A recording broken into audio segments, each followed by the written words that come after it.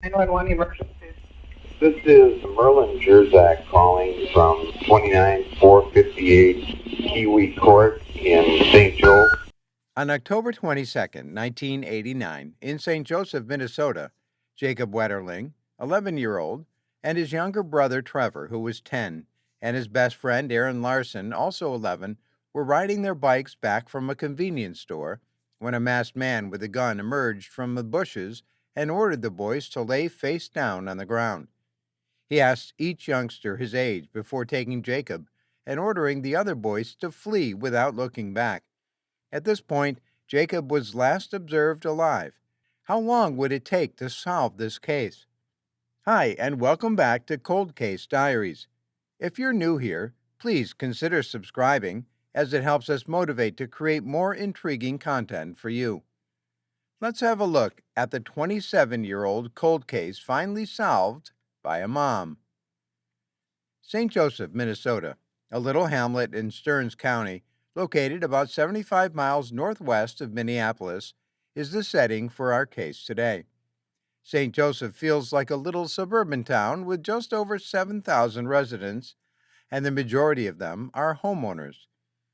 The College of St. Benedict is located in St. Joseph, where many young employees reside. If you enjoy being outside, you should visit the Quarry Park and the nearby Natural Reserve. But in this small town that seemed to have it all, a dreadful crime occurred on October 1989. We have to go back to the beginning before we get there.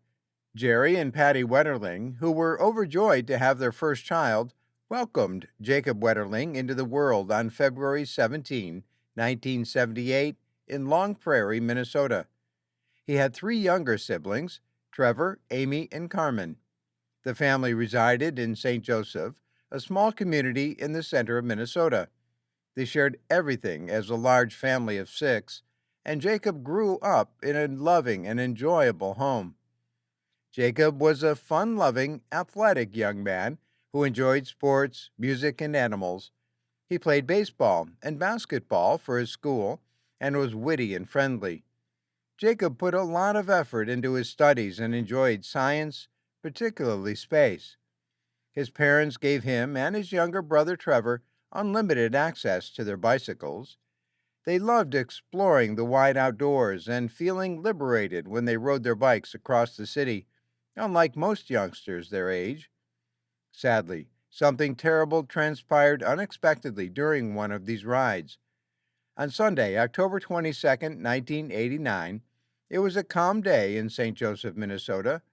The Wetterling family stayed home and relaxed as everyone had the day off. Jerry and Patty prepared themselves for a dinner party in Clearwater, which was about 20 miles away. Trevor, Carmen, and Amy were to be cared for by Jacob, since he was the oldest, while their parents were at the celebration. Patty wanted the kids to stay home because she and her husband hadn't gone out alone in a while. Around 9 o'clock, after they left, Jacob called Patty at the gathering and inquired about taking Trevor and Trevor's bikes to the local Tom Thumb to rent a movie. No, she replied. They would have to leave their younger sister alone at home with nobody to supervise them if they left because it was already dark. The boys weren't happy, but they didn't give up straight away. They then requested if they may make the quick journey to the supermarket by calling their father, Jerry.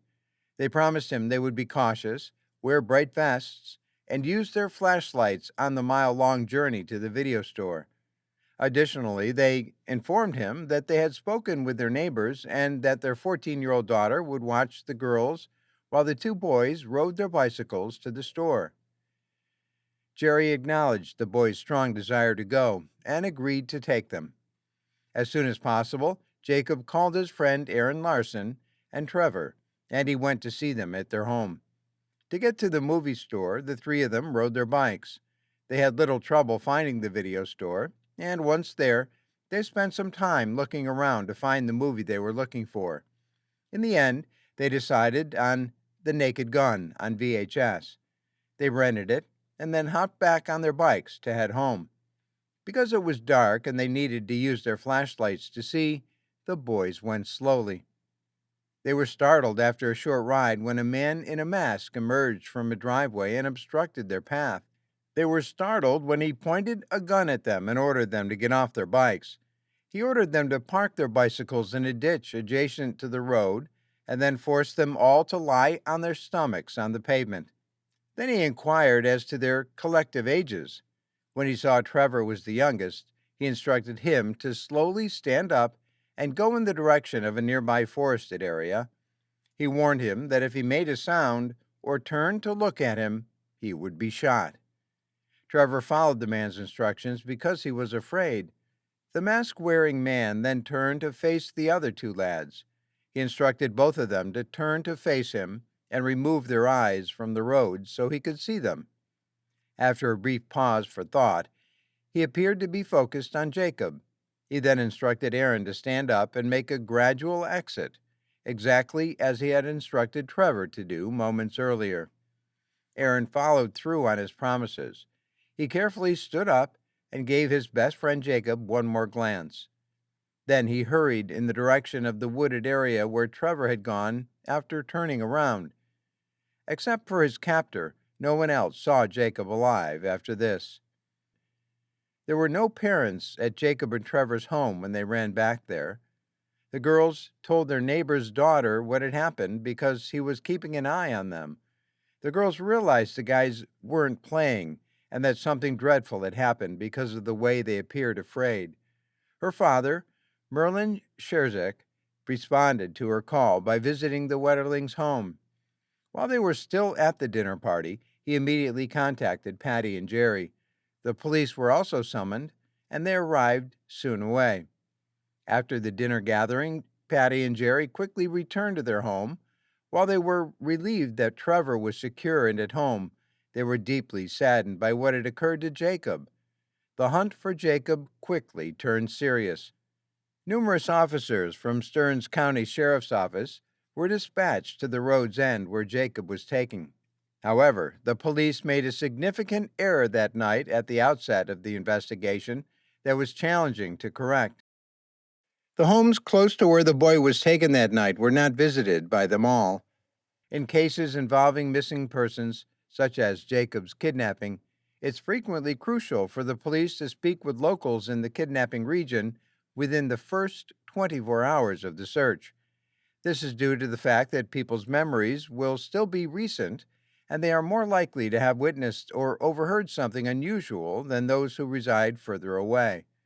However, the police at the time may have been too certain that they would find Jacob swiftly, and as a result, they didn't take the proper action. Instead of speaking with every resident in the area where he was taken, the sheriff's deputies spent the majority of their time searching for Jacob on foot and from a helicopter. The only person they spoke to was Dan Rosier, who lived not far from where Jacob was kidnapped. Dan informed them that on the same night Jacob was abducted, he had witnessed a little automobile speeding up his driveway, making a fast turn, and then turning around and returning the way it had come. The boy may have been abducted by this car, according to the police's first suspicions, and they discovered tire tracks close to the scene as evidence. Rosier, however, was also a suspect at the time because of his proximity to the crime scene. Because the police arrived so quickly and the suspect didn't have much time to flee, Stearns County Sheriff Charlie Graft recalls assuming at the time that the case would be likely solved in a few hours. On October 23, 1989, the search was suspended the first night because it was too dark. At 8 a.m., officers went out again the following day to seek for Jacob. FBI agents entered the case as the search recommended to assist with both the search and the investigation. An FBI profiler joined the investigation on 24th of October. He assumed that the man who kidnapped Jacob was most likely a white loner with a physical defect who had done something similar in the past based on what was known about the kidnapping and the person who took Jacob. At St. Joseph's Church, more than 500 people came on the 25th to pray for Joseph's safe return. The case gained national attention on Thursday, the 26th, and businessmen from Minneapolis and St. Paul offered a $100,000 reward for Jacob's safe return. The Minnesota state governor announced on the 27th that the National Guard and state police would join the hunt. They would search a 700-mile radius surrounding St. Joseph for Jacob. Jacob was the subject of one of the most extensive searches ever conducted in the country. People from all throughout the nation took a variety of actions to help the Wetterling family. The case itself attracted a lot of media interest. People wore white bands pinned to their shirts as a sign. Thousands of flyers were made and distributed via mail, pizza delivery boxes, and storefront windows. The radio was playing Jacob's favorite song and a message from his mother, Patty, all over the state of Minnesota. These were the methods used to disseminate information about a lost child before the internet. Many of the searchers who volunteered to assist in the search for the toddler put in 18 hours. Even with the assistance of sniffer dogs, no odor could be detected. On October 29, the end of the first week, there were more than 100 agents and law enforcement officers working the case from both local and federal agencies. Jacob was nowhere to be seen, which was regrettable. Many people have noted in the past that the police at the time grew the search too swiftly and broadly. They need to have concentrated on a narrow area around the scene of the kidnapping and made sure to speak with everyone who was there before expanding the search, rather than conducting a thorough investigation that was covered by the national media. On 3 different days in November 1989, police displayed sketches to the public. One of every 6 men that were observed in the Tom Thumb store on the night the girl was abducted. He was allegedly gazing at the people. He was 200 pounds, white, in his 50s, and had white hair. 6 days later, on November 12th, they released 2 further designs. One involved a man who was overheard discussing the kidnapping in a Tom Thumb store 2 weeks after it occurred. The other included a man who was said to have attempted to kidnap a boy in New Brighton, a Minneapolis suburb. 1 out of every 6 men that were observed in the Tom Thumb store on the night the boy was abducted. These sketches gave them numerous ideas, but none of them were successful. On November 30, they published what they believed to be the most precise sketch of the kidnapper. It combined elements from the 3 earlier sketches. The composite sketch gave the authorities a lot of possibilities, but none of them actually materialized. On December 13th, FBI agents spoke with Jared Sherrill, who was abducted from the adjacent hamlet of Cold Springs in January 1989, while only 12 years old. The investigators spoke with Jared to request his assistance in drawing a portrait of the person who had stolen him, since they believed the same person may have been responsible for both of these crimes.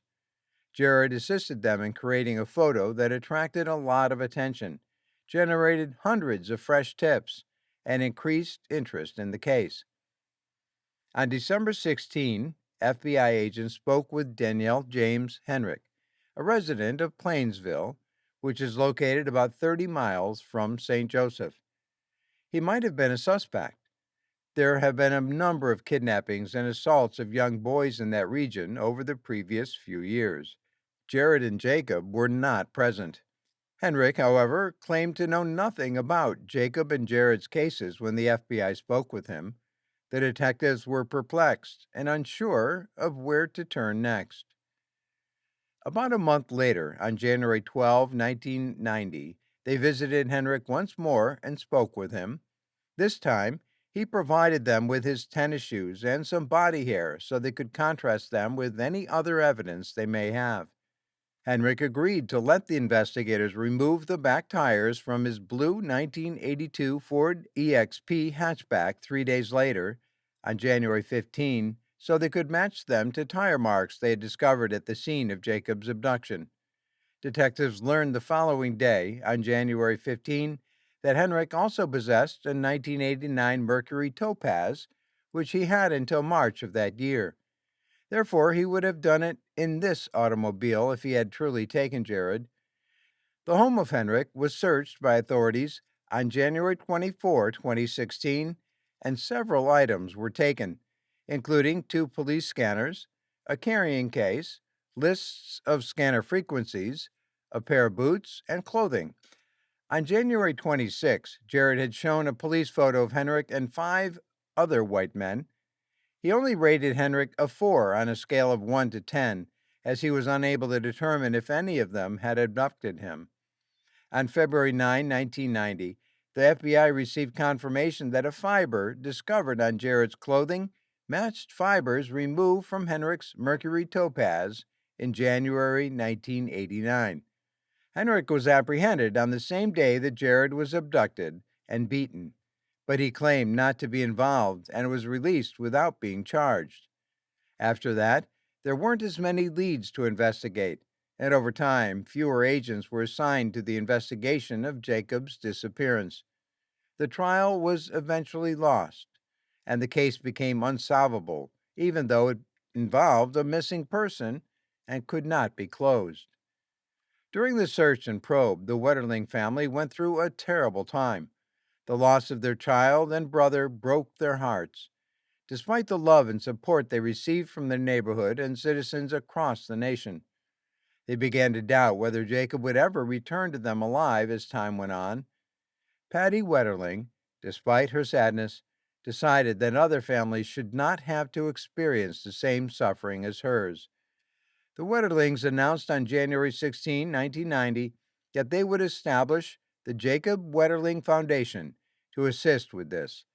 They wanted to spread awarenesses about child snatchers, how they operate, and what each person can do to put a stop to it. Even though the family was in great pain, they made the most of it by doing whatever they could to aid others. Because of Jacob's case, American rules now operate differently in these types of cases. In 1994, the government approved the Jacob Wetterling Act. For the first time in American history, a law was passed requiring each state to maintain a list of individuals who had been found guilty of sexual offenses. Over the years, this law has assisted many other people in finding their own lost children, leaving a legacy that will never fade. The Wetterlings helped a lot of people, but they still didn't know what had happened to their beloved Jacob. Even though the likelihood of him still being alive decreased over time, they continued to hold out hope that he might still be alive. Here's Joy Baker, a mother of two, who was 43 years old and developed an interest in Jacob Wetterling's tale in 2010. When Jacob was taken from St. Joseph in 1989, Joy was 22 years old.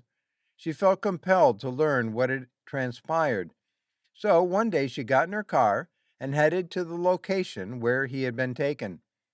When Joy was unsure of how to begin, she did what she did best. She wrote a blog. In addition, on October 23, 2010, she wrote a blog entry titled, "Where Are You, Jacob?" asking for the boy who had been missing for 21 years. She was unaware that this was just the beginning of a journey that would last for the next few years of her life and would lead her to locations she could never have imagined. You can follow her journey from that point on because she meticulously documented everything on her old school blog. She dove headfirst into the investigation, asking questions and pursuing any lead that came her way. She combed through old police reports and media articles in search of even the smallest hints. And not long after that, she discovered that several errors had been made during the initial probe. Law enforcement personnel failed to follow up on promising leads at the time, mismanaged or misplaced crucial evidence, and even neglected to speak with some essential witnesses. Joy's research was so comprehensive that she devoted an entire blog post to discussing the moon phases and weather on the night of the kidnapping. She understood that the moon wouldn't have been completely up that night, so the witnesses wouldn't have been able to see a car.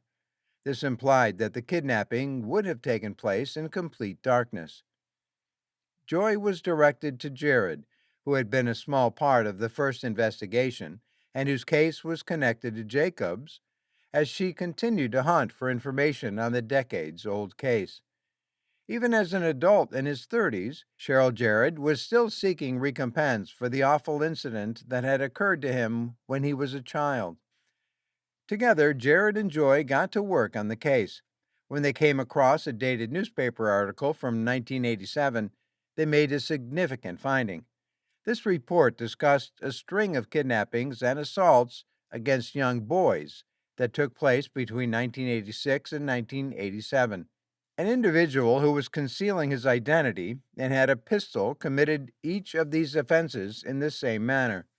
The small town of Painesville, which was where Jacob had been taken, was just approximately 30 minutes away from all of them. Jared's assistance allowed Joy to locate some of the victims. When she did, she discovered that they were all grown men seeking explanations for the terrible events that occurred to them decades earlier. Jared and Joy visualized the locations of each attack together. The Painesville assault cluster was the name given to it. They were astonished by what they found, so they took it to the police.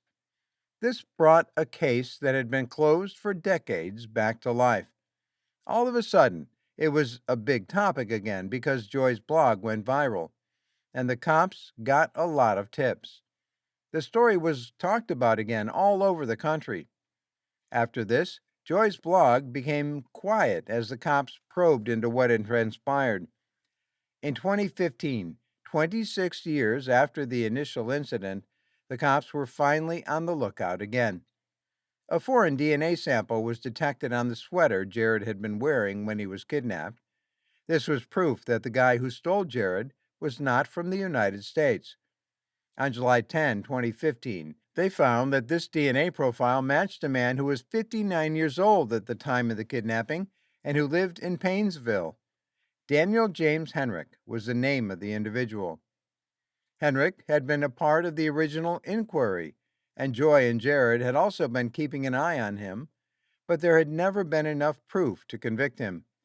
Last but not least, on October 27, 2015, Henrik was charged with a crime by Special Agent Shane Ball in front of U.S. Judge Jeffrey J. Keyes, a magistrate judge.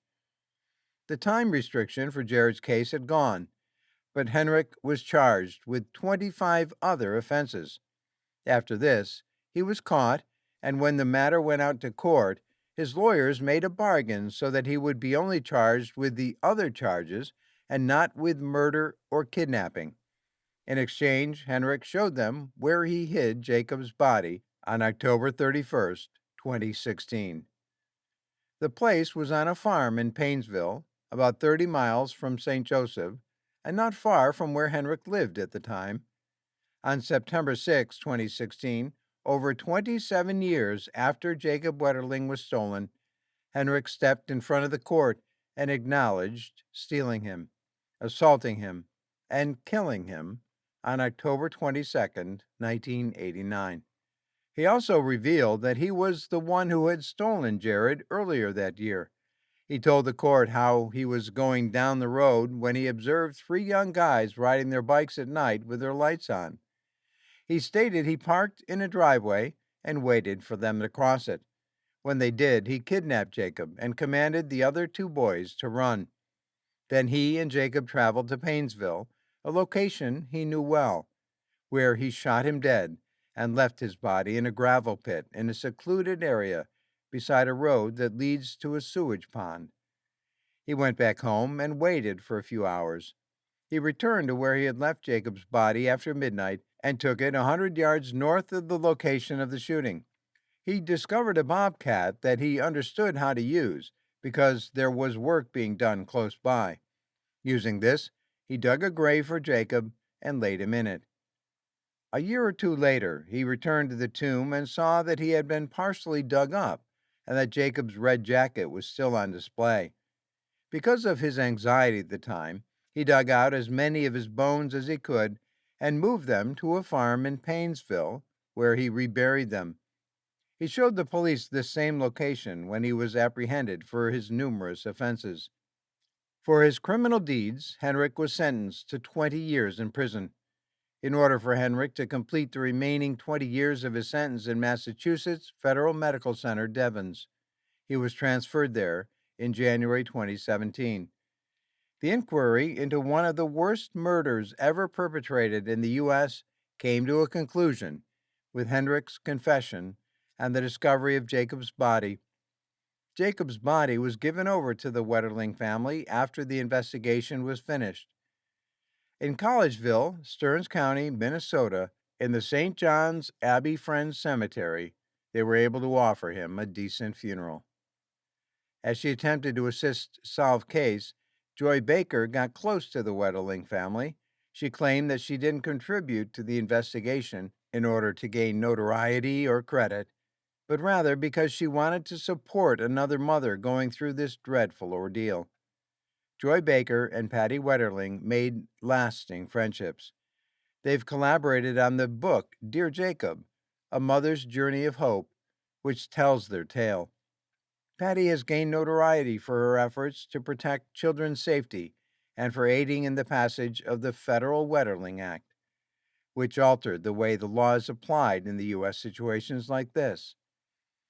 It devastated them to learn that for certain Jacob had passed away, even though they now know for sure that their beloved Jacob is dead. His legacy lives on through the Jacob Wetterling Foundation and the Federal Wetterling Act, which was passed in his honor. Patty Wetterling was quoted as saying, "It's incredibly painful to know his last days, last hours, and last minutes. Jacob was alive until we found him." Despite the fact that heinous individuals like Henrik are probably never truly gone, the Act and the Foundation will make sure that they cannot get away with their atrocities. And there is the terrible tale of Jacob Wetterling, how he was abducted, how his family searched diligently for him, how their efforts proved fruitless, and how they finally located him, bringing them comfort. Share your opinions about this case with us. Do you believe Henrik should have been given a longer sentence? Post your thoughts in the comments area. To view more true crime stories, press the like button and subscribe if you enjoyed the video. Thank you for watching until the end, and be careful.